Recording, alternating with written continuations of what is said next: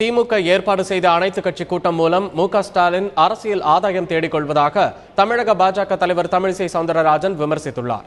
அதே நேரம் அனைத்து கட்சி கூட்டத்தில் பங்கேற்க அழைப்பு விடுத்ததற்கு அவர் நன்றி தெரிவித்துள்ளார்.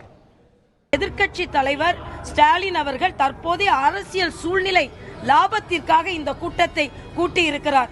நான் கேட்கிறேன், இவர்களே ஆட்சியில் இருந்தார்கள். அவர்கள் ஆட்சியில் இருக்கும் பொழுது எந்த நிலையை காவிரி பிரச்சனையில் எடுத்தார்கள்? தீர்த்து வைக்கக்கூடிய அத்தனை வாய்ப்பும் அவர்கள் கையில் இருந்தது. கையில் இருக்கும் வாய்ப்பை நழுவ விட்டு இன்று கூட்டம் கூட்டுவது எந்த விதத்திலும் பலன் தராது என்பது கர்நாடகாவில் அனைத்து கட்சிகளும் சேர்ந்திருக்கிறார்கள். அது வேறு விஷயம்.